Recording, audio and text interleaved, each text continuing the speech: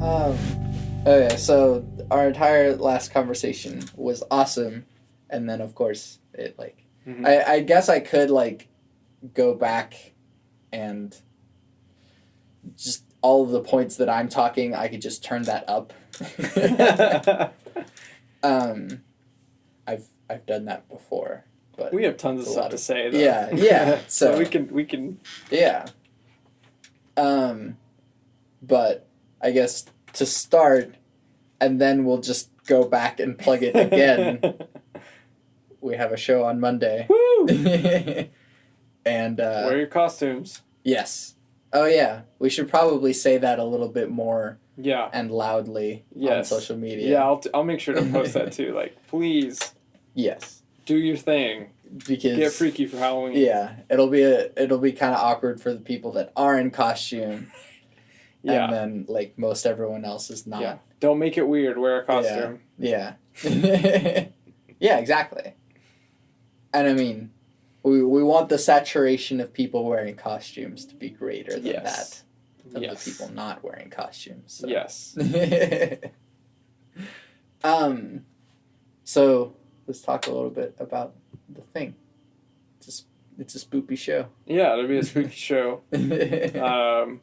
There's gonna be original pieces by all three of us, and a couple of group improvisations that are going to be a lot of fun. Yeah, including a film scoring, done in the silent film style. So we'll be providing the live soundtrack for a silent film, Nosferatu. Not the entire film. You don't have to watch it's not going to be a 3-hour concert.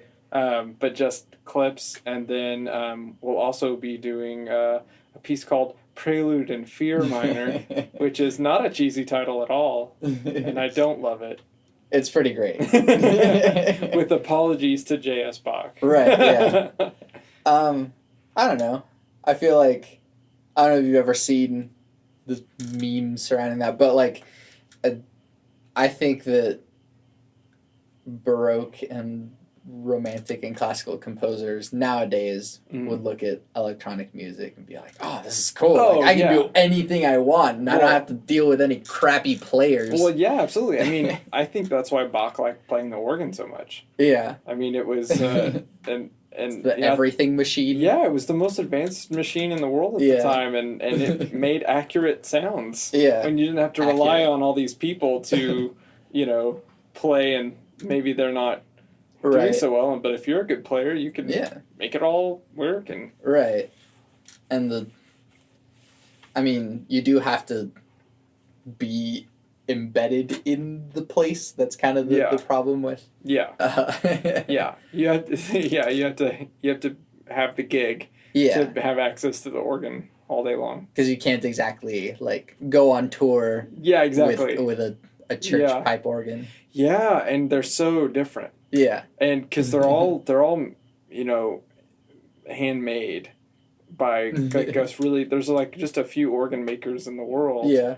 And I don't know enough about organs, so you can school me on this. No, not even schooling. It was just something I just had never thought about. Yeah. But I used to sing with the Sacramento Choral Society in Sacramento, obviously.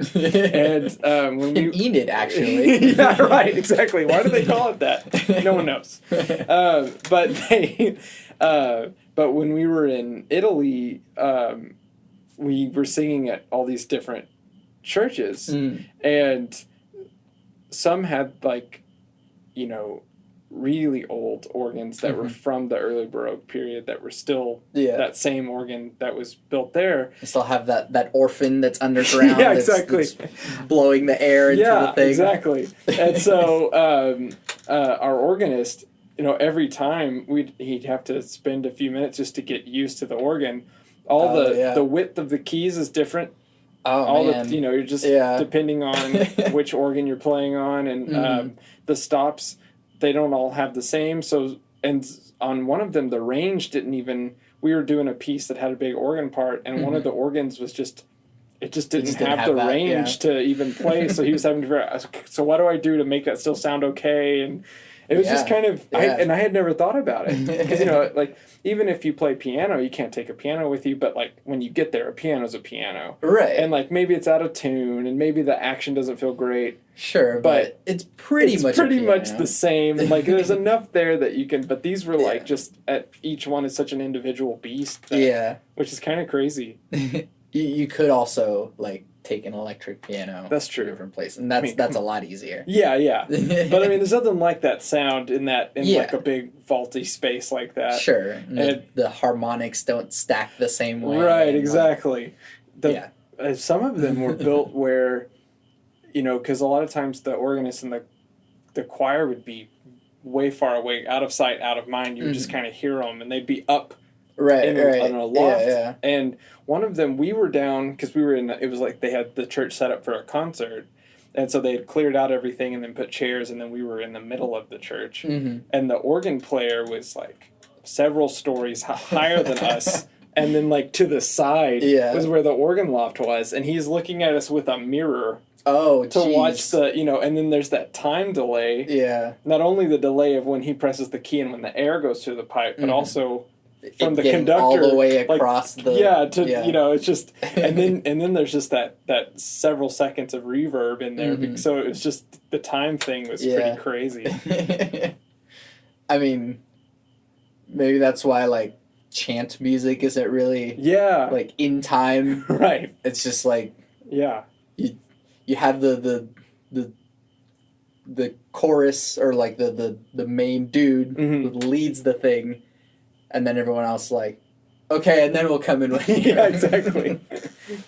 I was Catholic long enough to, like, it's surprising how well the music communicates to a congregation of people that don't know a lot about music. Yeah, absolutely. But at the same time, it's like, I guess your average Catholic has a bit more musical experience than the average person. Yeah. It's really interesting. Yeah. Are you the choral director at the? I'm the tenor cantor. Okay. So they have a soloist for each section, and then we're on a rotation who leads all the congregational singing and all the chant. On different services. That's a bit different than being a choir director. Have you ever wanted to be a choir director? I had, because my undergraduate was in choral music ed, and I never really, I wanted to get that degree so that if everything fell apart, at least I wouldn't starve to death. Yeah. But in Oklahoma, you still would. Yeah, you still would starve to death. That's what they don't tell you, kids. Yeah. But then, actually taking the classes and doing it, and I was like, well, I get all of this intellectually. I do not enjoy this at all. And I love singing, and even singing I don't like as much as composing. And so that was... And I really didn't know that until this semester. And I was thinking about, and I may have already said this, I'm not sure, but I'll say it again. Tell me, you can cut this out if I say it. But I was really kind of stressed because I was planning on double majoring in vocal music and in composition. Yeah. And I couldn't figure out what to do. And, because, some days it's like the singing's going really well, and you're like, well, maybe I should really just focus on this. And then some days, like, you're doing really, like, the pieces are coming out, and you're like, wow, this is, like, I need to be doing this more. And so I went to my voice lesson, and it just so happened that my teacher was talking to another student there, and she was like, well, take Breck, for example. He's a good singer, but his true passion is composition. And I was like, And I kind of got offended. Yeah. Because, like, you can't tell me. How dare you speak for me? You can't tell me what my true passion is, you know? And so for, like, you know, I left the lesson and I, you know, for, like, the whole week, like, I was, like, running at the park and was, like, still mad and was, like, thinking, you know, running it through my head, like, well, I've been singing since I was 2 years old. How dare you tell me what I'm passionate about and all this stuff. And then, like, but after really, it made me do a lot of soul searching. And I was thinking about when I have a success in singing, like when I have a concert or when I lead the singing and I think everything's just going really well and my solo sounds great, like that, the pleasure I get from that, and then thinking about when I finish a piece and the pleasure I get from that, or when someone plays something that I've written and the pleasure I get from that.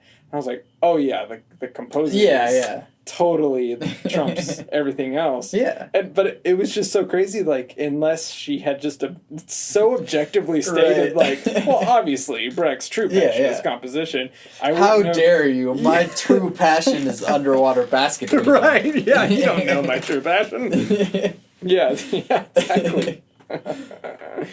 Although, I guess, a question that I mean to ask people on the podcast, and I have done it occasionally, like, what's something about you that people don't usually know? Yeah, okay, well, actually, I went through a really big, and I still am, I think we've talked about this, but I went through a huge Esperanto phase. Yeah, we talked about it a little bit. Yeah, and, I mean, I ordered a ton of books from Amazon. I read all I could about the Zamenhof, the guy that started. Explain Esperanto. So Esperanto is the international auxiliary language, and so Zamenhof grew up in an area in Europe where there were the Jews speaking Yiddish on one neighborhood, and then there were the Russians speaking Russian, and then the Germans speaking German, and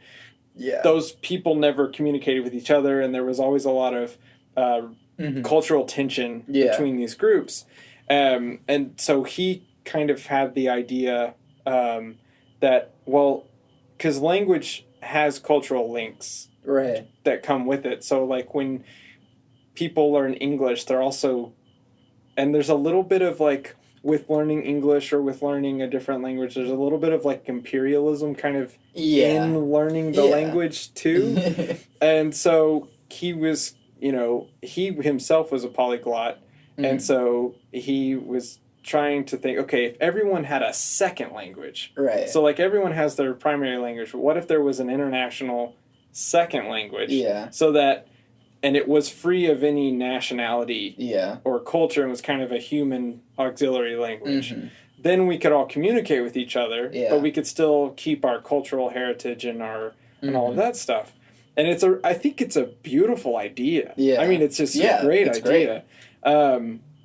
And so he created Esperanto, and which in Spanish Espero is hope, right? And so it has the same Latin root. So it's but anyway, it's super easy. So all the nouns end in O, and all the vowels end in A, I think, and adverbs end in E, and verbs. Sorry, vowels. All the vowels. There's only one vowel. Yeah, that's right. And so, there aren't really, like, the handbook of the rules of the language is really simple. So I got really into this because I thought, how cool. And I joined some Facebook groups and some different people online, and we were able to, so I was talking to people from Korea that didn't know English, and and I definitely can't communicate in Korean, but we were able to, kind of clumsily get our way through Esperanto and kind of talk to each other, which was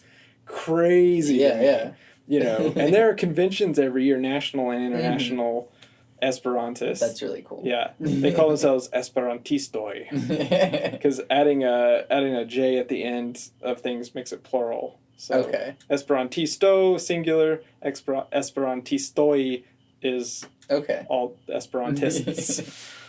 So are you, like, fluent in Esperanto? Oh, no. And, like, I haven't like taken out the books and gone through, but they have The Hobbit with the original the binding and everything you can get in Esperanto. La Habito. Yeah. And the V is always La, so you don't have to think about genders and all of that. Yeah. Anyway, but yeah, so I haven't done it in years, and I really, when I was dating my now wife at the time, I was like really kind of trying to like if we learn this together, that'd be really cool. Yeah. Which I also did that with Spanish and French and Italian and German, and none of it is ever taken. So, but that's fine because I love languages. If I had if all my musical talent and any knowledge of music just was erased from me, I would probably go into some sort of like language studies. I think it's just really interesting. Mm-hmm. And I mean, like, in a way, composition is like we always talk about like a musical language, and it is a little bit more subjective than people usually think, because it's like, oh yeah, it's high, so it's like big or like important or whatever, but not necessarily. Right. But like the better we get at composing, the better we are at communicating in this language. But then also we're trying to make up words at the same time. Like, oh yes, I want to say this. But also, here's a nonsense thing that I hope will make sense and that you... Yeah, exactly. That says the thing that I want it to, but also no one said it before. Right, exactly. Yeah, no, that's totally a good way to think about it. And in that, it's like impossible. But yeah. Well, and then even kind of, you don't even know quite what you're saying in the middle of it as well. Yeah. Like, I think this is this. Yeah. And it may turn into this after this other thing happens. Yeah. And it's just, I think it's a... And another funny thing about it is that music is a language that we can speak without knowing that we're speaking or knowing the words that we're saying. Like, for example, we improvise together. Right. And that level of communication is something that we're not saying words, and we don't really know what the other is saying, but we're like intermingling anyways. Right.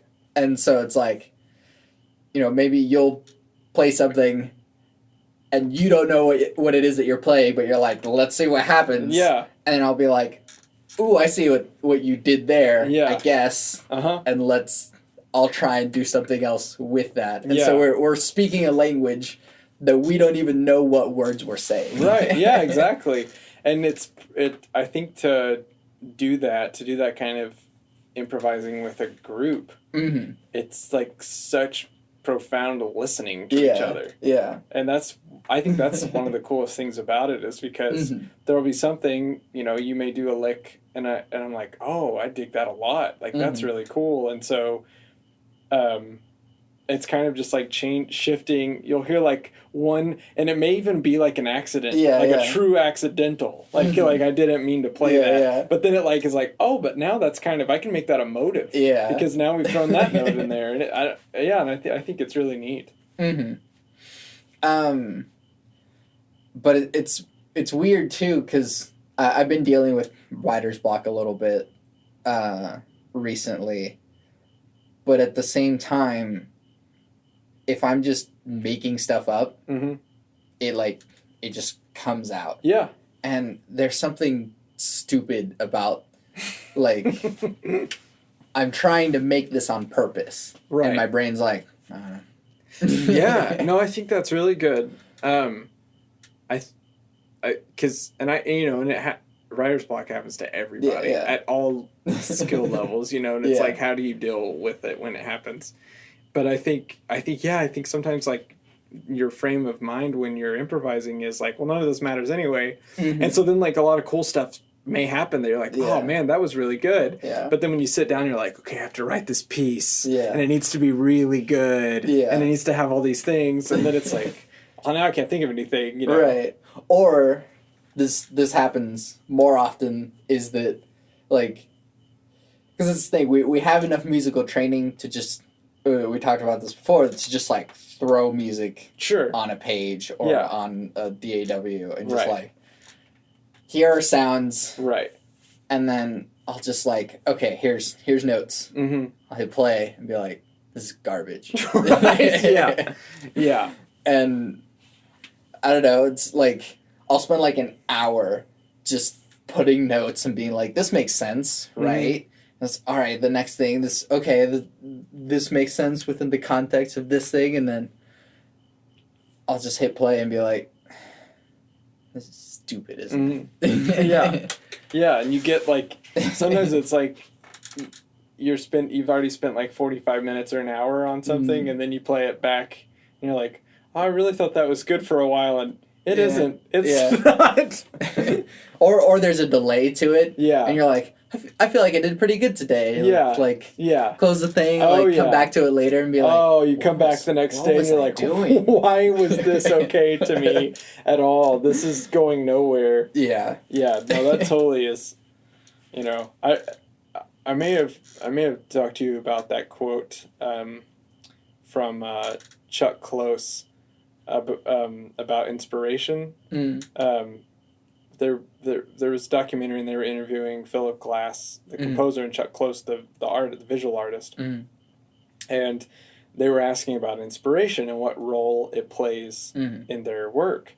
And Chuck Close says, "Inspiration's for amateurs," and Philip Glass agreed, and you know, he was saying, you know, yes, occasionally you just get like this light bulb moment, and you have an idea for a piece, and you can sit down and write the whole thing in like in one sitting in a few hours, and it's just, hey, that was a lot of fun, and that turned out really well. Yeah. But most of the time, it's using your skills and just a lot of work putting it together, and you know, making your own inspiration. You know, and finding ways to get your juices flowing. But kind of that romantic vision of, you know, oh, the muse has struck, and now I must get my quill. And I really hate the idea of, like, you know, in like interviews, they're always asking, oh, so like, what inspired you to, what's your muse here? I was like, I don't know. I did it. It takes time and practice and effort. It's not a whole, here we are. Right. The Mona Lisa. Yes. Exactly. This was a conversation that we had in the Lost podcast, but the Lost Files. It's forbidden. It's in the vault. That's right. But people glamorize this idea of talent. And really, a lot of times it's skill. Right. And we work for a long time to have this skill that, oh, you know, you can hear something and go, oh, that's F minor 7. Right. But that's not just, people don't just develop that out of nothing. Nobody's born with that. And we work really hard, and then someone else comes along and says, oh, wow, you're so talented. I wish I was talented like you, just born with that, all of those things that just you came out of the womb, and you had all of that. No. No, I really liked when I read a while back about Beethoven and his early counterpoint studies. He had a really hard time with counterpoint.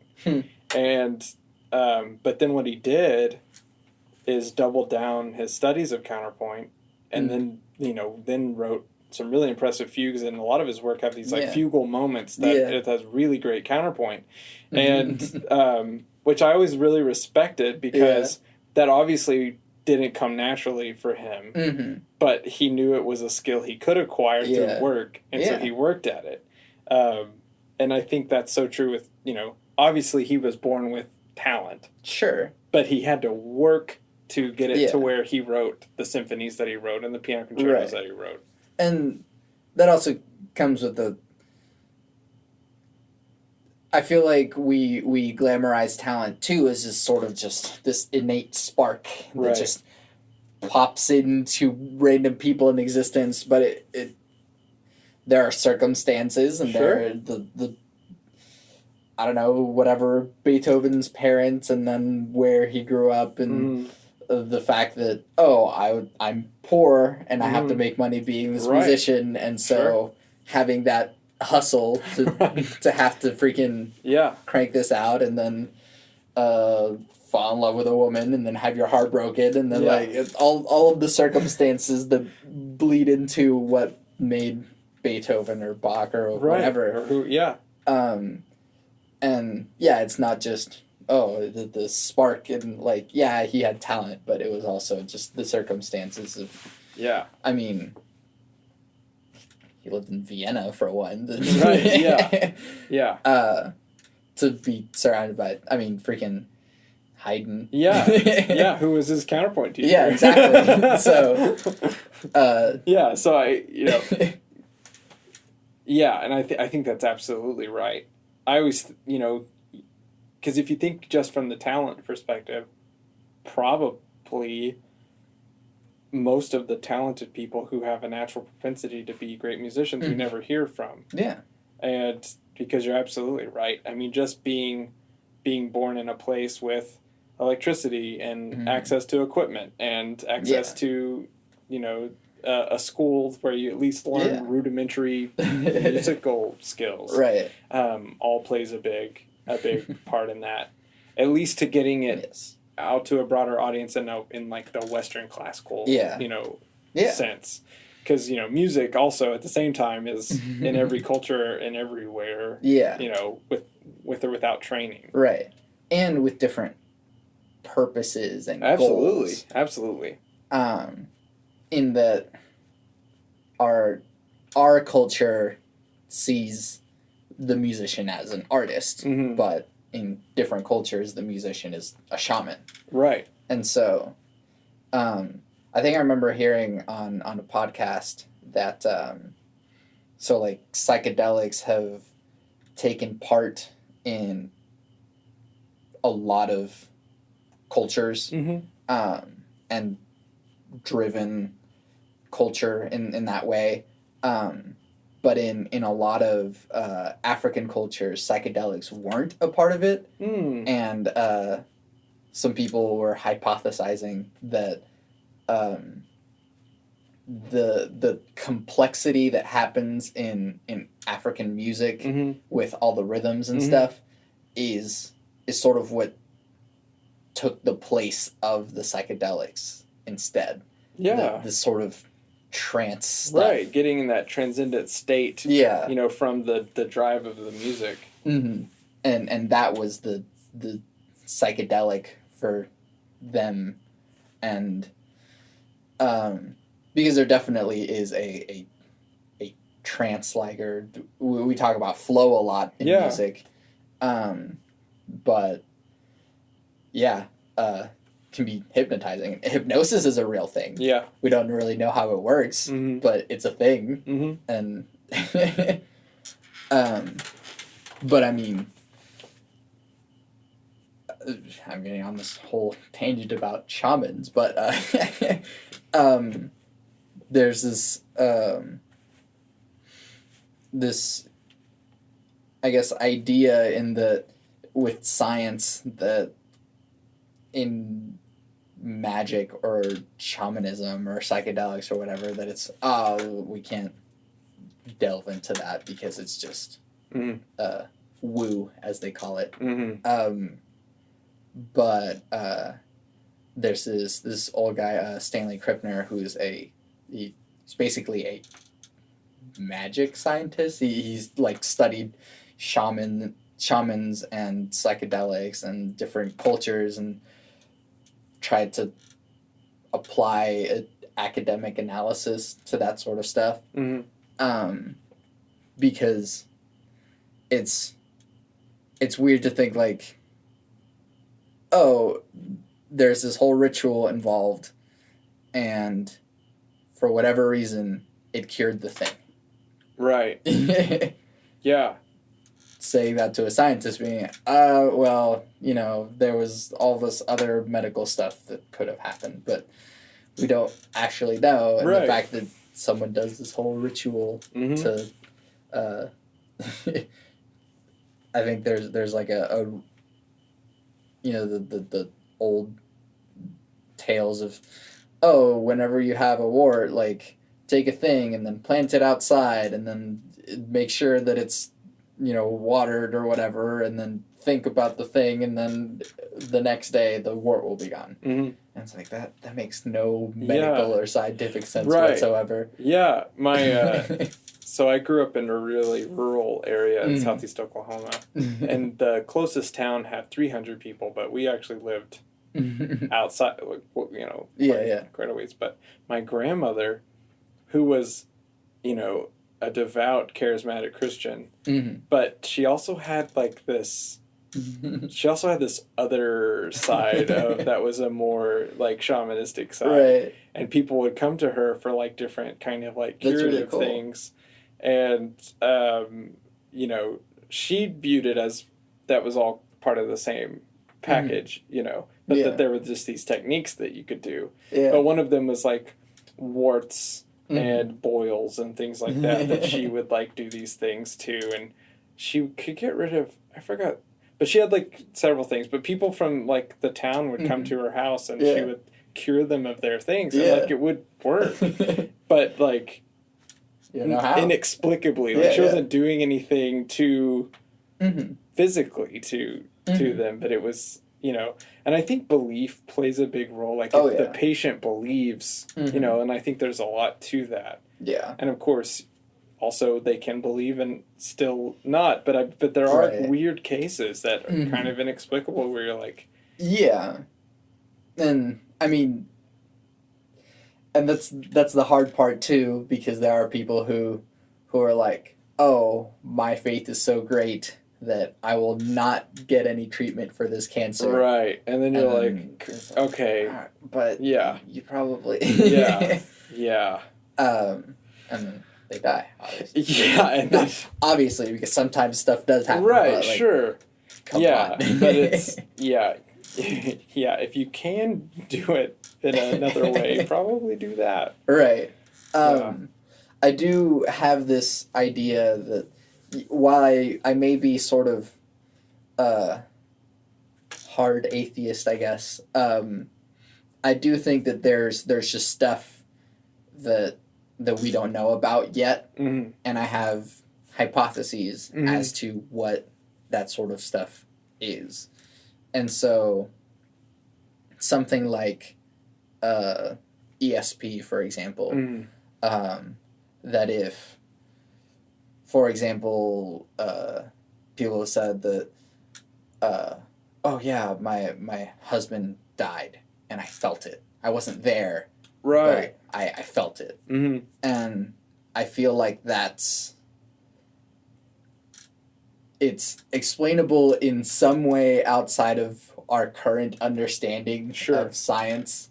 But I think that our bodies are receiving and absorbing more information than we realize. We know about. And so while we might consciously, I can consciously hear the crickets outside. But I might subconsciously be hearing, 2 buildings down or something. Or feeling 2 buildings down, for example. And I may not know it, but it's all feeding into this. Well, yeah, and you're thinking about all the wave forms that we can't perceive, well, that we don't think that we perceive. But thinking of, well, that's passing through us all the time. Passing through our physical bodies, and so, I think there's just a lot that, like you said, that I think later even, like science will be able to, because just think about just the last 100 years in discovery, and how crazy that's been, my great-grandfather was 103 when he died. Dang. And so he was born in 1890, 1894. Dang. And he died in 1997. And I was thinking, what, the crazy world that he lived through. And, dying in the internet at the beginning of the big internet age. And that's just crazy to me to think about. Right. And there's stuff that, is a constant. That, there's the whole world has changed because of these things, but then there's the stuff that's and for whatever reason, people still hate black people. I don't know why that still is, but it's 100 years, it's still going. Yeah, and what, and no, that's so true. Well, and, that's such a, I feel like a human, like a human stain or a human disease, like racism. And, I think it's rooted in tribalism. And, I evolutionarily, I understand that the other can be dangerous. And so, but also after having this many years of, it's all right, so we're past that, guys. So, let's move on. There are no foreign invaders that are going to burn the fields or something. Exactly. We don't. Yeah, exactly. It's just the whole civilization is different, but there are these weird old behaviors that we've kind of kept, and that's interesting. In a clinical sense, it's interesting. In reality, it's hateful and terrible, and it needs to be removed. But there's another interesting thing is, when you read Greek tragedy and or Shakespeare, and people are the same. Human beings are so predictable, and it's kind of uncanny. All of the problems have been the same. Yeah, it's oh, tell me the problem. Oh yeah, I already read a book of that's happened. That's been covered. I love a person and they don't love me back. Yeah. Oh man. Darn. Yeah. Exactly. It's okay, go all the way back to freaking. Yeah. No, that's great tragedy. It's there. Yeah. Exactly. It's thousands of years ago. Yeah. Which is crazy. Yeah. Or even before then, ancient Chinese dynasties and Absolutely. stuff. That is something that's quick. I mean, we're tangenting anyways, away from anything anyways. But we kind of perceive Western culture as this ancient, the Greeks and the Romans and stuff. And it's the Chinese were had palaces and kingdoms. Way before any of us, or any of the Greek pillars were built, and then even before that, have you ever heard of Göbekli Tepe? So there's these mounds that are ruins. I forget where it is.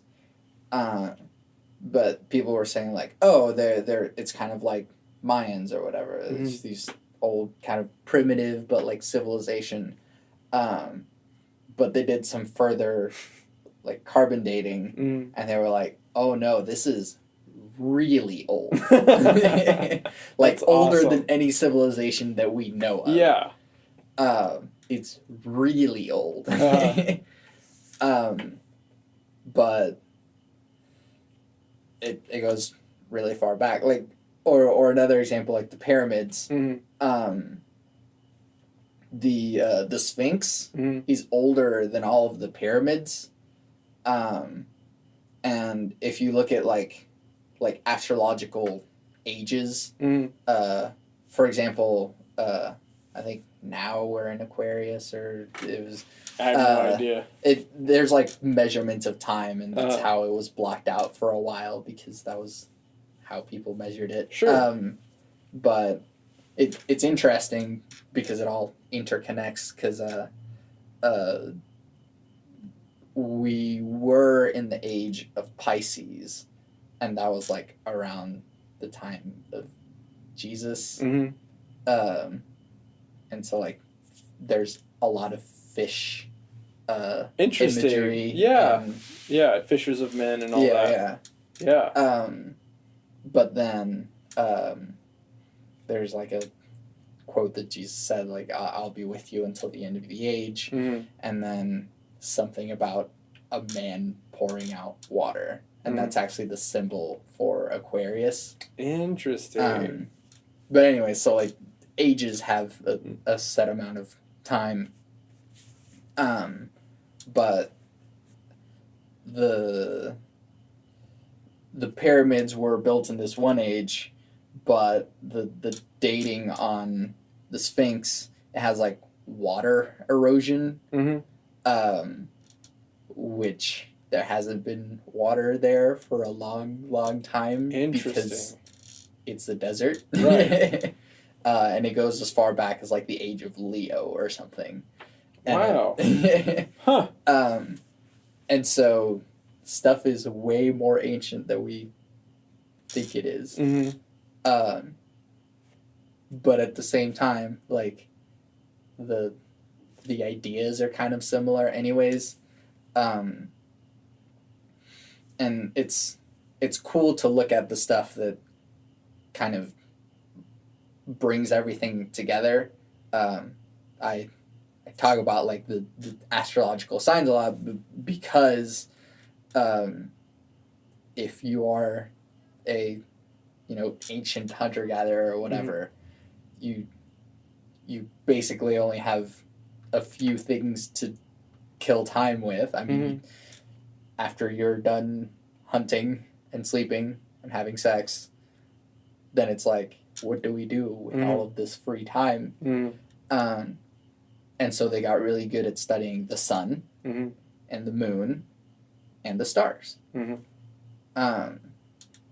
it was like one of the first things that they were able to chart out, because a year goes by and you're like, oh, the sun was this high this time of year during this season, and then it was this high during this time of year. But then also this bright star and this assortment of stars was over here at this time. And so a lot of stories and stuff come out of that. And so they're able to kind of like navigate and measure time through that way, more than just, oh, it is spring again now. But it's like, oh, it is this point in the year. That's why there's solstices and equinoxes, because we're able to actually measure like, oh, this is the longest day because we can watch the sun. Right. Right. But there's also like, again, with the religious imagery, the sun is lowest in a certain time of year, and it's lowest for 3 days, and then it comes back up again. Interesting. Which relates to the resurrection. And a lot of different religions and stuff have that same imagery, because it all kind of relates back to the sun. Yeah. I don't remember how I got here, but in a weird roundabout way, all of the stuff has kind of been the same over time. Like every single iteration, every single like civilization has had. There's a book I've been meaning to read, but it basically talks about how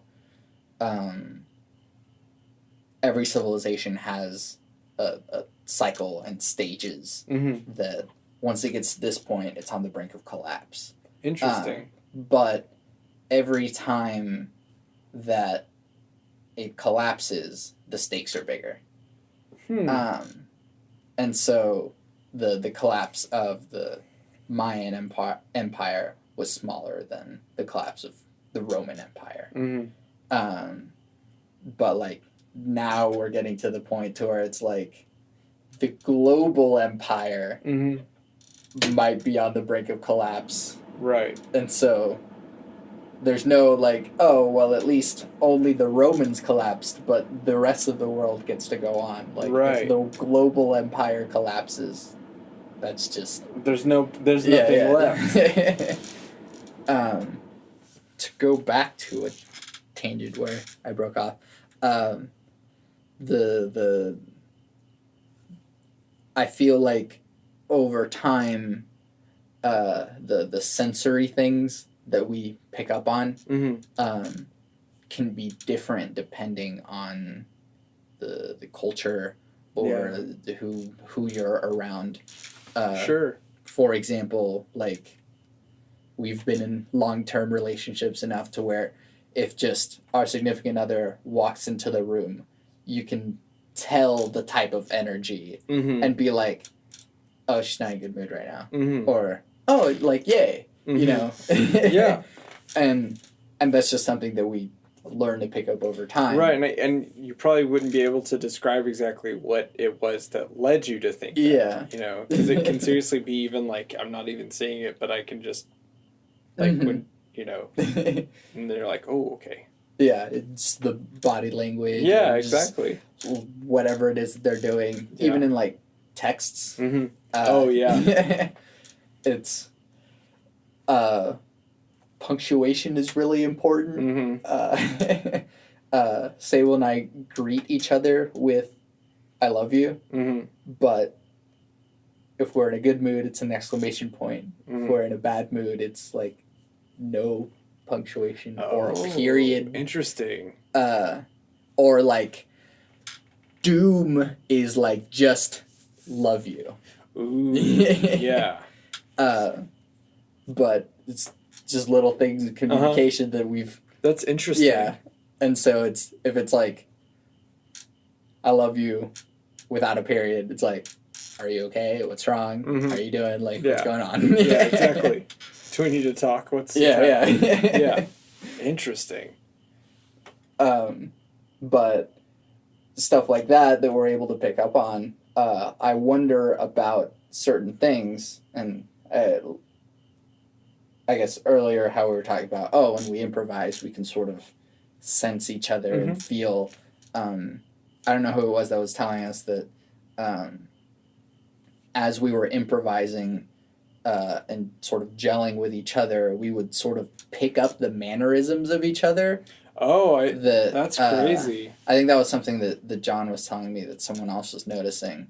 That's crazy, because a lot of times we're not even looking at each other. Right, exactly. Wow, that's cool. So if we'll go into something, you know, ba, ba, ba, and this body sort of weight going into it, maybe we'll feel that in each other and sort of put that same weight or accent in the stuff that we're doing.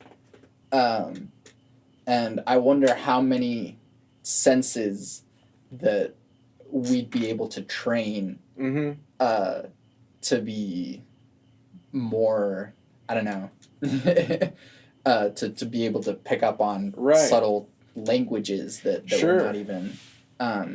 for example, one of my friend's mom, and she's a nurse, but her mom is a nurse, and she says... it's a full moon. It's going to be a crazy day at the hospital. Exactly. What does that have to do with anything? I know. But it does. Yeah. My dad was an ER nurse, and he said the same thing. Yeah. It's like, really? Yeah. So what is it in our blood, in our system, in the whatever that... And I think people have more babies on full moon. I don't know. But yeah, it's just a kind of a crazy... Yeah. Yeah, and like, who knows what all that's doing? Yeah. You know, those like slight changes and, you know, things, and I don't know. But it's... Yeah. And, yeah. I feel like in the time that we grew up with tube TVs, you didn't notice the high-pitched whine that was coming from tube TVs. Yeah. But now, whenever I hear one turn on, and it's just like, How did we do that? Or yeah. How did we just block that out? Or you can walk by a room and feel it. Yeah. Like go by you and be like, oh. Yeah. No, that's totally true. I wonder if at some point in the future, maybe if Wi-Fi becomes outdated or something, and then maybe some different space will have Wi-Fi, and we'll walk up to it and be like, oh, it's making Wi-Fi that terrible here. noise. Yeah, or like I just feel bad because I'm running Wi-Fi. Yeah. No, that's really interesting. I think it was interesting too because I remember one summer when I was in junior high, I had saved up money for like a year or two, and I bought myself my own TV, you know, and it was like a 27-inch, but I thought it was massive, you know, and it was massive because they were huge heavy. Back then. Those were so heavy, and you know this is pre-flat screens and LCD and you know that stuff. So at least pre for me because you know I didn't have and so but I remember thinking it looked so clear, you know, and now you watch anything in standard definition and you're like, how did we even know what was happening? Yeah. How could we even see what was going on? Words happening. Yeah, it's just it's crazy. Well, it's kind of funny because I think for whatever reason this is the benchmark for what I'm remembering, but like Skyrim. Yeah. For whenever Skyrim came out, it was about the time that people should have switched to high definition, but there were people that hadn't yet. Right. We hadn't yet. Yeah. And so I had an Xbox 360, but like not an HD TV. Sure. And so there would be like the little text that would pop up on the top left. You're like, what? and it would just be like, you know, gold 25 added to your inventory or something. But without high definition, it was just this blur on the top left. Right. But and the same thing happens now that if you put something really old on a high definition screen, you're like, ugh, this looks awful. Yeah. No, that's totally true. But with the screens back then, that would sort of like blur everything. Yeah. You would just kind of, this looks great. Yeah, it looks fine. Yeah. And the fuzziness was part of the graphics. Yeah, and you just kind of block it out. Yeah. You know, it's like watching VHS movies and you just didn't pay attention to all the... You don't see the warping in Yeah, exactly. You know, it's just like, that's what movies look like. Yeah. But our memories kind of do something stupid with that too. I remember some games, misremember some games that in my head was just basically reality. It was just that you just remember, this PC game that was just so like good looking that it was basically reality. How will we ever top this? Yeah. I for my PlayStation 1, back when it was just PlayStation, but I had Resident Evil 3, and it did look better than my other games. Sure. And it was like late in PlayStation's life, so like it was like the best looking a PlayStation game could look before they moved on to 2. But I remember thinking like, wow, it just looks incredible. So just this past week, someone on something I was following, they posted like this really hard puzzle from Resident Evil 3. Right. And they're like, remember this OG guys? And so they had like they had a movie of it. I was like, that looks awful. Yeah. But my childhood memories of playing that game is like, this looks great. You know, it's so smooth, everything looks beautiful. But no. But we put that in there too. Absolutely. But also the opposite happens sometimes too. I think I notice it more with music. But you ever like go back to an old recording of some of your favorite music ever, and you'd be like, "Whoa, what is that?" Yeah, that is clearly like right there in the mix. And you just didn't notice never. it. Yeah. Yeah, totally. And that goes with all kinds of music that I've had those where some things I didn't notice before. Yeah. You know, and I remember when I was getting older and I was getting better at just listening. And like my oral skills were sharper where I could hear intervals and because you know, like when you're younger and you hear like a choir, maybe they're doing something that's homophonic, and you kind of just hear the choir. Yeah, just like one. It's big just note. and a lot of music was like that. It's like okay, this is symphonic music, but I couldn't hear. Okay, that's upper strings to lower strings. Those are woodwinds. These are brass. These are doing this. Yeah, and you're not. You're just kind of hearing orchestra. Yeah, you know, and it's like. And you know, and of course you hear like if there's a main melody, right? Like you know, you latch onto that, but you're not thinking, you're not hearing the timbre changes and all that stuff. But then, so it is kind of weird. But then you know, as I'm older, if I go back and listen to, you know, like a piece that I really liked when I was younger, and then you're like, wow, there's so much going on in this. Yeah. That, or sometimes disappointingly. Oh yeah, like this is not that great. This is just like 3 chords. Yeah, exactly. Yeah, exactly. And I mean, I don't know. Some of my favorite music while I was like a teenager, I'll go back to it and be like, oh man, this is bad. But it'll still bring back great memories. Yeah. I still appreciate it for what it is. Yeah. And you think at the time that music was exactly what I needed. You know?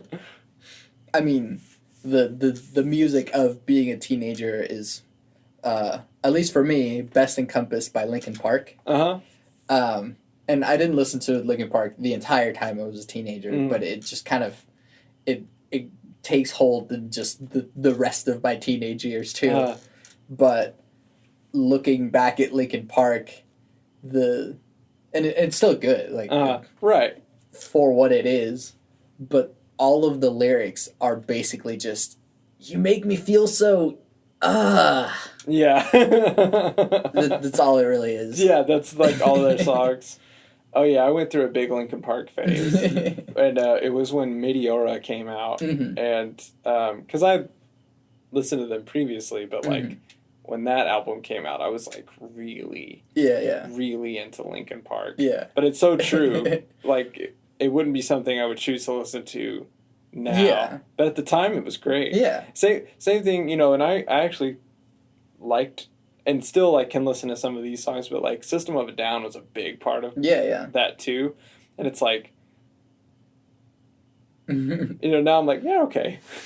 Although, there is a lot of, like, depth in System of a Down. Oh, yeah, no, totally.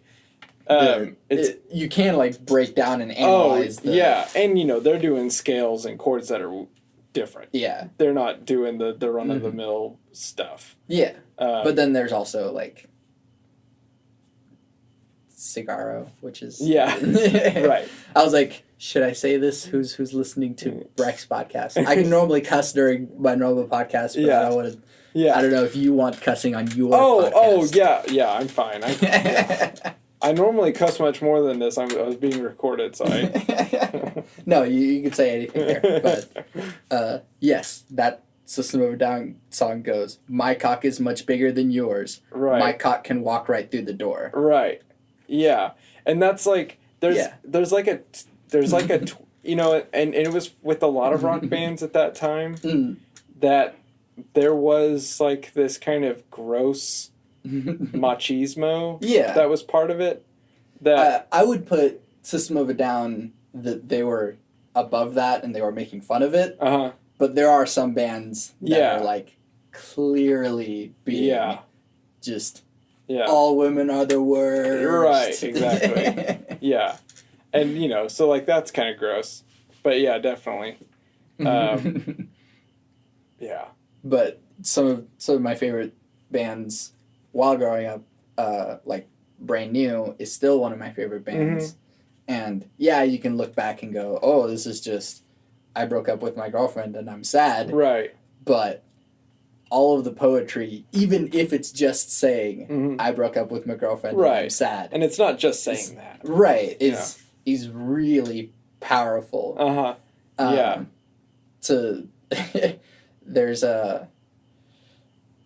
one of the most powerful lines in any brand new song that I can quote is the song is called Handcuffs, and it's sort of the sequence of I'd arrest you if I had handcuffs, I'd arrest you if I had the time, I'd blah blah blah, I'd blah blah blah. But then in the second verse it goes, I'd drown all these crying babies if I knew that their mothers wouldn't cry. I'd hold them down and I'd squeeze real soft and let a piece of myself die. Which is like, ow, you hurt me with your words there. Calm down. Right. Yeah. And like, there's like strings in that song too, and it's like really powerful. And it's like, whoa, jeez. That was actually on the list of my albums for serious artistic merit. Nice. Nice. But yeah, I haven't posted mine yet. It's gonna be. I hope everyone's ready for Bjork. Oh yeah. I'm sticking to my plan. Right. I did kind of. I know we're recording, but I don't want to get too into the weeds of that. But I did pick only pieces from like 20th century and onward. I did like that. I saw your list and I liked it. Yeah, I like it a lot. Because I don't. This is going contrary to what we were just talking about. Oh, all of the problems are the same as they were before. Right. But it's like, I don't resonate with some old music. Well, and this kind of is like a big conversation about in and of itself, but I think new art that's written right now, that's why art continues to exist. Yeah. It's not like, oh, well, everything that's been said has been said exactly how it needs to be said. So here's Beethoven forever. Right, and it's like, I really appreciate Beethoven, and I've really had some experiences listening to Beethoven. But when there's a piece that's written today that's a really good piece that really speaks to you, it's different. Yeah. Because you're living in the time of that art. And so modern art in all of its forms, I think, is just, that's why it's so important. Yeah. I think, because when I make a list of like the pieces that have meant the most to me in classical music, they're all in the last 50 years. Because that's when I've been alive. Yeah. Right. And there's kind of part of you can never make someone like something. Like, as much as I want to, I can't sit Sable down and go, love Radiohead. Right. Love them. Right. Yeah. And even more so, the more that you do that to someone, the more that they'll be like, I really, I don't want this anymore. Yeah. That was my mom with Bjork. Yeah. And the more I played Bjork, the more she hated Bjork. It's just Right. And we agreed on almost everything else, but you can't. There are things that you like that are really inexplicable too. Yeah. We talked about Glassworks, the album, last time, and opening from Glassworks is just couldn't be more simple music. Sure. It's he has the 2/3 thing going on. Sure. But as far as like the chords, it's 2 F minor chords in root position on the piano, and then you just play them in reverse order. Right. But that's minimal. And they change. But I swear when the first time I heard that, it changed my life. Yeah. Like what music could be, and it's so simple and so powerful. And so part of the time that it was created, I was listening to music for 18 musicians on the way to work this morning. Oh, yeah. And, like... yeah. And, it is just, like, the same note over and over again. But, oh, my gosh. Yeah. Well, yeah, and, and you know, once you get the entry into, and it wasn't my entry into, it was kind of my entry into American modern classical music, because I had liked some of the European masters, but I hadn't really gotten into John Adams yet, or Terry Riley, or Steve Reich. Yeah. And so then, you know, that was like my gateway drug into like listening to NC. Yeah. And I did consider putting A Rainbow in Curved Air on that list, but it's like, how much do I want to poke? Right. Yeah. I think we should all poke away. But anyways, in a good pot, you know, right, like right, not in a spiteful way, but just like, you know. But yeah, but whenever people are point that I was making earlier, whenever people are just going like, Rite of Spring is the best piece of music ever written, and you have to listen to it, and it's groundbreaking, and like, I believe you, but the more you beat it over my head is not going to make me like it. Absolutely. And it took me a while to even just, like, listen to it. Yeah.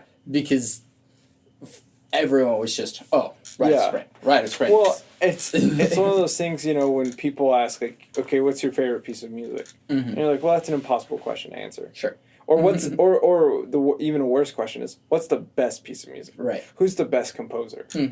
And it's like, at what? Yeah. You know, at what thing and in what way, and you know, because it's like, okay, Beethoven sucks at country music. Yeah, exactly. It's just the worst. And you know, like, and Beethoven's actually that you said that is a good example. People, like, vocalists hate singing Beethoven, and and like generally regarded as not a great vocal composer, right? Because like the melodies, the way that the text is set, you know, the range is ridiculous, and it's like, you know, so yeah, exactly. Yeah. Like, you know, he has you screaming on repeated, like, you know, it doesn't have like an arc. It's just like, now we're high and we're just hitting that note out, and you know, so everyone has like different strengths, and that's definitely even true in the 20th century, and it's also. It's not a competition. No. And so I always kind of... there are competitions. There are competitions, yes. And I can't remember which composer it was. I think it was Saint-Saëns. And he said, you know, competitions are for racehorses and not for artists. And, you know, competitions are good because they can give people a break. You know, like somebody can get, like, they win a competition and then that can be their break, which is great. Yeah. But as far as, you know, it's you know, who's the best film composer? Who's the... For what film? For what films, and also it's just so, I don't know. But I'm sure John Williams would be a little put off if you asked him to do like a cheesy like slasher film. Sure. And he'd be like, I guess. Yeah. And I'm sure he probably would do a great job. Yeah. But it would just be weird and out of his element. Yeah. Yeah, and you know, like with Stravinsky, because sometimes you get into that hero worship phase, which people kind of do, because it's also easy. Yeah. To just have somebody that you put on the pedestal, and you're like, oh. Yeah. And I love, my favorite Stravinsky work is the Symphony of Psalms. He gets such cool sonorities out of that with the winds and with the piano and with the choir. It's just a really cool sound. But with, and Rite of Spring is really cool, but there's so many emotions and ways to feel, and there's so many things music can do, that just having one work and one voice and being like, that's the thing, that's what it has to be all the time, it misses the point of what.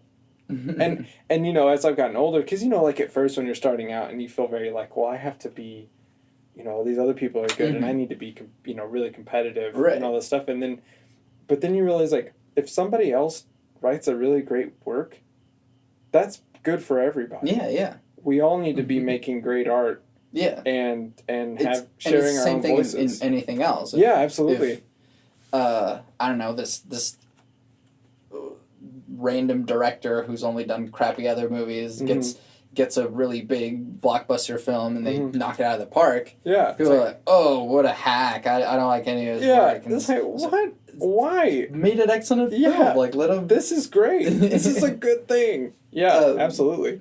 And same with, like, video games, too. That people being, oh, Call of Duty's stupid and people should stop buying it. But it's...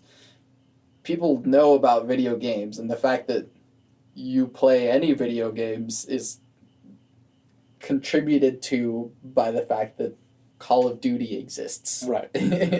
Absolutely. It's also the biggest industry. GTA 5 is the largest selling piece of media ever. Wow. Yeah. Take that, the Bible. That's crazy. Yeah. Wow. I don't know why people keep buying it, but... Wow, that's really crazy. Yeah, no, it's weird. Inexplicable.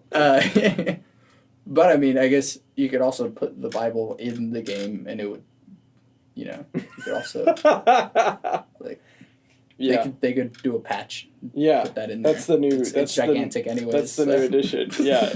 Oh, man. But anyways, another thought that I was having is, and this will be the last thing, but kind of going back to different senses that and different things over time, that there are sounds now that if Beethoven could have heard a synthesizer now, so I don't know what to do with this, but there's so many possibilities here because back in the day it was, here's the orchestra, this is your color palette, right? The orchestra. But now you have an infinite color palette. Yeah. Here is synthesis, right? And now it's like, I don't even have room for this palette here. And I wonder about sounds that will happen years from now that we'll hear and go, I could never have known what that sound was. Right. And we can't picture it right now. No, that's definitely interesting. And that's part of, I mean, it's always moving forward as long as people are working at it. So I hope that there are sounds that I can't even imagine. Yeah. In the future. In a weird way, I feel like noise, like harsh noise, is pioneering in new sounds. Because it's something that we, for a long time, just go, ugh, I don't want that. And because of that, we don't explore it. And so in hearing different types of noise production and different forms of noise, I feel like it has a lot of untapped potential that isn't being explored because people go, ugh, noise. Yeah. But whenever you bathe in the wash of noise, it starts taking on a new character that it's something unlike what an orchestra can produce. Right. And I mean, you can get close. Threnody is an example of these are sounds that we did not know could come out of an orchestra. Or sounds that you were always taught to avoid. Right, exactly. Yeah. But I don't know. I feel like there's a whole frontier in sound that we don't even know about yet. And that's really interesting. It is interesting. Yeah, I absolutely think so. Well, what's something that you think is a new frontier for music? Ooh. I mean, other than because noise would have been what I would have pointed out, just in general, just like the music of noise. Because I think there's like, with just the idea of musique concrète, there's like an infinite amount. And now with the way that we can take a sound and manipulate it in an infinite amount of ways that they wouldn't have even imagined. So you're thinking like, okay, back at the turn of the century, you know, when they were making sound music, but now we have laptops that can do more than their entire giant studios, you know, are able to ever do anything. Yeah. And plus so much more. And that's kind of crazy. So I, you know, like already, like I feel like if we just with the technology and the capabilities we have now, we would never reach the end of what that could do. And then now you know that technology is going to keep moving forward. And so I think, you know, you never get to the end of the possibilities of everything because, I mean, you know, and what's cool about all of that to me is that there's still it's still music. You're right. It's still familiar. Yeah. And, you know, like, just like you were saying when, you know, or if you listen to a piece that's in strange modes or strange chord structures. And, like, the first time, you know, for the first few moments, you're like, ooh, this is kind of, I don't really know what I'm hearing. Right? This is kind of strange. And then after a while, your ear just adjusts. Yeah. And it's like, now I'm picking up, and it's going here, and I know where the line's going. Yeah, exactly. And it's kind of strange when the same thing happens when you listen to a noise piece. Even if it's just the static, right? And they're putting the static in different places. And this static has crescendo, and, you know, but even the fact that there's crescendo, and there's some weird way that there is a pulse, maybe, that they don't have to, but that can be in there, and then you're like, okay, so I've got, you know, articulations, and I've got, you know, dynamics and texture, and the combination, of how you can manipulate the timbres of, like, okay, so I have this static that's kind of a lower pitch static, and then a higher pitch static, and that's kind of fascinating. Yeah, and, you know, you could do symphony of static, you know, and have a big giant piece that's just one sample of static done a bunch of different ways. Right. And this thing is that right now we're just messing with stuff. Right. Yeah. Exactly. And I feel like that's what happens with each wave of a movement. Yeah. Is that someone goes, hey, what about this? And then the art evolution explodes. I have a whole thing about art evolution, but that's a whole other... the art evolution takes a different branch, and you have a full cycle that happens in just this other, what about 12th tone? And then this whole area of 12th tone gets developed and expanded. And then there's the people who are that's old 12th tone. We want the new... Yeah. And that happens with everything. Right, like, sure. That's old harsh noise. This is new harsh noise. This is better harsh noise. Yeah, exactly. And we're kind of doing that now. I just finished writing a piano piece in whole tone. And kind of like what you were saying, that at first it's like, ooh, this is weird, there's no home note or whatever, but like after a while, it was funny, I was listening back to it and like proofing it, and I heard a wrong note. Right. And I was like, how can I hear a wrong note in a mode that doesn't have wrong notes? Right. You're like, wait, that's the point of this, it doesn't have wrong notes. Right. And I was like, oh, yeah, it's right there, and I fixed it. Yeah. So, yeah, after a while, you get used to it, and then, that's old whole tone music. Right. Here's new. Whatever that might be. Right. And so, there's mediums of untapped potential that we don't even know about. Right. Absolutely. And I mean, and I think even in old forms, that traditional forms of acoustic music we still haven't done everything we can do with those. Mm-hmm. And so it's just like, no matter what you do, there's no end to it. Because, you know, even if you're like, I'm only going to compose for the piano. Mm-hmm. Well, you're never going to write everything that can be written or do everything that a piano can do or have to say. And it's too many variables. Yeah. 88 keys, too much. Yes, too much, guys. You know, and then you add in noise into that and synthesis and manipulation, and it's... Yeah. I mean, well, this is a business that'll never... never find an end of the resources. Right. But at the same time, 1564, it's just really catchy. It is. And like, you know, there's something so pleasing about a Picardy third. Yeah. It's just like, this just feels right. Right. There finally is some hope in the world. That's right. After this entire piece in minor.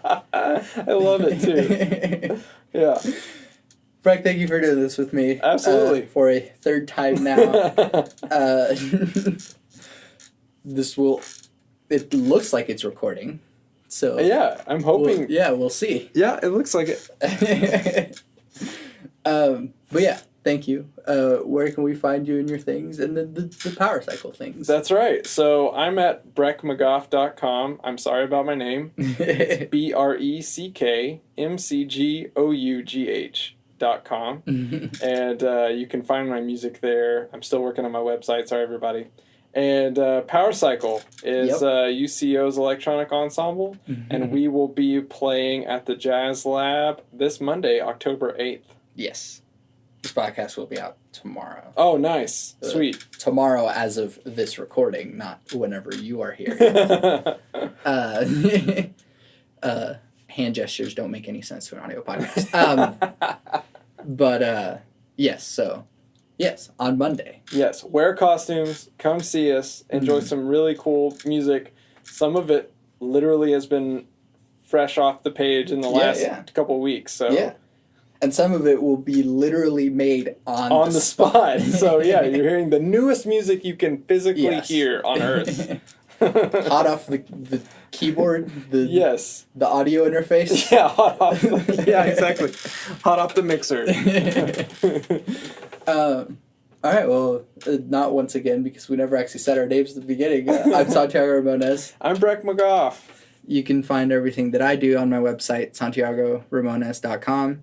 I actually just put some new stuff on SoundCloud because I was uploading stuff to Seamus. Oh, yeah, cool. And so I was like, because they don't have just an upload thing on Seamus, you have to have a link to it. Right. And so, okay, I'll upload some of these recent things to SoundCloud then. So there's new stuff on my SoundCloud. I haven't updated that in a couple of years, so listen to that. And speaking of harsh noise, the rap song that I put on there utilizes some harsh noise. But it's also heavily inspired by clipping, so listen to clipping. But but yes, there's some new music on my website. But you can also listen to this podcast and leave reviews. And I'm tired of listing all of the things, so I will just list the final thing, which is my 3 things. Love never fails. It's going to be okay. I might be wrong.